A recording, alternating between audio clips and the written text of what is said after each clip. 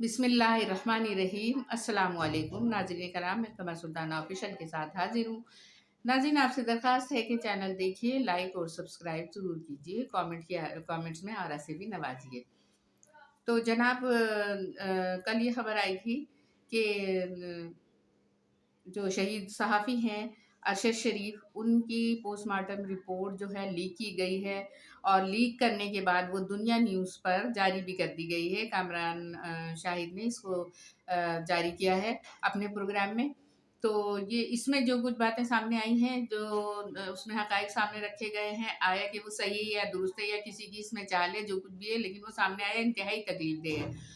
तो आलमी रूल के ख़िलाफ़ जो है, इंटरनेशनल रूल्स जो हैं, उसके ख़िलाफ़ है ये बात कि किसी मरने वाले शख़्स की इस तरह की तस्वीरें और वीडियोज़ जारी की जाएँ कि उसको किस तरह से तशद्दुद करके मारा गया और किस तरह से उसकी डेथ हुई। तो इन तमाम चीज़ों को मद्देनज़र रखते हुए हम आगे बात करेंगे कि जो चीज़ होनी नहीं चाहिए थी वो हुई, और सिर्फ़ एक ही टीवी चैनल पर ये खबरें दी गई है कि उनकी पोस्टमार्टम रिपोर्ट जारी की गई है। तो यहाँ पर बहुत सी बातें सामने आई हैं, कई एंकर्स ने, कई सहाफ़ी हज़रात ने और कई मुतज़ाद ज़राए से कई ये बात साबित हो रही है कि ये खबर गलत है। कुछ ने कहा है कि ये खबर गलत है और कुछ जगहों से ये खबर सही साबित हो रही है। इसमें देखिए, हम अपनी बात देखते हैं कि हमें ये समझ में आ रहा है कि ये खबर इस वक़्त लाई गई है जब से ये डेथ हुए काफ़ी दिन हो गए, और उसी दिन पोस्टमार्टम हो गया था तदफीन से पहले। तो इसकी रिपोर्ट जारी क्यों नहीं की गई? ये रिपोर्ट छुपा कर क्यों रखी गई और ये किसके पास थी? तो यहाँ पर ये चीज़ें पैदा होती हैं कि भई क्यों रखी गई थी? ज़ाहिर है उनके वारिस जो हैं मौजूद हैं, उनकी वालिदा मौजूद हैं, उनको ये रिपोर्ट दे देनी चाहिए थी। फिर वो इसको अपने कानूनी तौर पर मुकदमात में इस्तेमाल करते, जो इनका आगे इन्वेस्टिगेशन होती है उसमें इस्तेमाल करते या नहीं करते। इस सूरत हाल में लवाकिन को जो है ये अक्सर नज़रअंदाज किया गया, उन्हें बिल्कुल इस फैसले से आगाह नहीं किया गया और अपने तौर पर ये टीवी के ज़रिए ये जारी कर दी गई रिपोर्ट। तो ये मुतनाज़िया है, इस तरह से होना नहीं चाहिए था, ये हो गया। अब इसमें ये बात हम देखते हैं कि ये सही है या गलत है। देखिए, ये रिपोर्ट इस वक़्त मीडिया पर लाई गई है, जब से तो छुपा कर रखी गई, जब से ये रिपोर्ट हुई है, बनी है, तैयार हुई हुई है, और अचानक इसको ज़ाहिर किया गया क्योंकि आज से इमरान खान का मार्च भी शुरू होने वाला था। दूसरे ये कि नवाज़ शरीफ अपने भाई को वहाँ बुलवाया उन्होंने लंदन में, और शहबाज शरीफ जो यहाँ पे पाकिस्तान में वज़ीर-ए-आज़म हैं, उनको वहाँ बुला के उनकी मीटिंग हुई। अब उसमें जो कुछ तय हुआ है, शकूक व शुबहात में मुब्तला करता है कि आर्मी चीफ से मुताल्लिक़ इन लोगों ने बातचीत की है, उन्होंने कुछ फ़ैसले किए हैं, और उसके बाद जो भी उनके दरमियान फ़ैसले हुए हैं, वो लोगों को शकूक में मुब्तला कर रहे हैं कि शहबाज शरीफ जैसे ही अपने मीडिया के सामने आते हैं, वहाँ से मुलाकात के बाद तो वही कहते हैं, हमने खाना खाया, हमने मैच देखा, हमने ये किया। एक वज़ीर-ए-आज़म जब इस तरह की बात करे मीडिया के सामने आकर, तो समझ में आता है वो क्या छुपा रहा है, क्या छुपाना चाहता है, जो उससे छुप नहीं रहा। तो ये वाली बात है कि उन्होंने वहाँ क्या तय किया। आर्मी चीफ की एक्सटेंशन बढ़ाना चाहते हैं, वो नहीं चाहते हैं। बात तो मेरे तो यही समझ में आ रहा है कि वो नहीं बढ़ाना चाहते हैं, और वो नए चाहते हैं, नया आर्मी चीफ चाहते हैं। उसके लिए भी उनके दरमियान फैसला हो चुका है। और दूसरे ये कि अपोजिशन पार्टी जो इमरान खान की है, वो भी आर्मी चीफ को चेंज करना चाहते हैं। तो यहाँ पे ये दोनों सूरत-ए-हाल है, दोनों ही चेंज करना चाहते हैं, लेकिन ये इसलिए नहीं हो रहा कि आएगा कौन? इनकी पसंद कुछ और है, उनकी पसंद कुछ और है, यानी कि अपोज़िशन और हुकूमत की पसंद मुख्तलिफ है, जिसकी वजह से ये मामला डिले हो रहा है।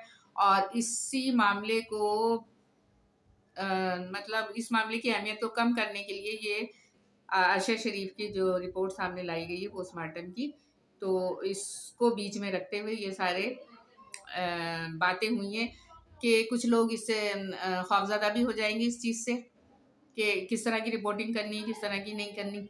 और दूसरे ये कि कुछ लोग जो है अपने अंदाज़े कायम करेंगे, अपने बात पीछे हट जाएँगे हक़ाइक़ बयान करने से और खौफ़ज़दा हो जाएँगे। कुछ नहीं होंगे, वो अपनी चाल चलते रहेंगे।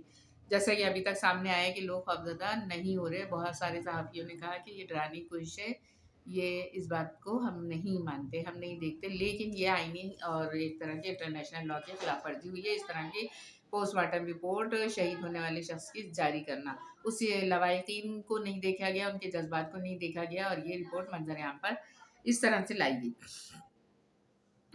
तो जनाब, ये वाली, और उसके बाद जो है कामरान शाहिद ने ये प्रोग्राम किया है لیکن اس کے بعد صبح یا رات کو کسی وقت نا یہ پوری رپورٹ دنیا نیوز نے یہ پوری چیزیں دنیا نیوز نے ڈیلیٹ کر دی ہیں. اب وہ ان کے چینل پر دستیاب نہیں ہے کسی ریکارڈنگ میں، وہ ہٹا دیے انہوں نے وہاں سے. تو کیا کہتے ہیں، اب یہ بات سمجھ میں آ رہی ہے کہ یہ سب جو ہے کس کا کھیل ہے. ظاہر ہے کہ حکومت کا کھیل ہے. حکومت جو ہے ہر طرف سے کھیل رہی ہے، ہر طرف سے کھیلنا چاہتی ہے. یہ کل اپنے بھائی کے پاس گئے تھے ہمارے وزیر اعظم صاحب، اور انہوں نے وہاں پہ جو کچھ کیا ہے مل ملا کے، تو وہ یہ چیز سامنے آئی ہے. تو اور جی ایچ کیو میں جو میٹنگ ہوتی ہے اس کی رپورٹ کبھی بھی باہر نہیں آتی. ہر مہینے ان کی رپورٹ ہوتی ہے. یہی ان کی کل میٹنگ ہوئی، چاہے وہ 9 گھنٹے ہوئی ہو یا 10 گھنٹے ہوئی، ہر ماہ ان کی میٹنگز ہوتی ہیں اور اس کی چیزیں باہر نہیں آتی. ہمارا یہ ادارہ ہے خفیہ، ISI کا بھی ادارہ جو ہے وہ خفیہ ہے، اور ہماری ISPR بھی اپنی چیزیں مخفی رکھتے ہیں، چھپا کے رکھتے ہیں. ظاہر ہے کوئی ہر چیز باہر نہیں لائی جاتی، کچھ چیزیں اپنے اندر رکھ کر بھی فیصلے کیے جاتے ہیں. تو یہ والی بات ہوئی. اور دوسرے یہ ایک بات ہوئی ہے کہ کشمیر میں یہ لوگ امریکی جو ہیں کشمیر تک پہنچ چکے ہیں.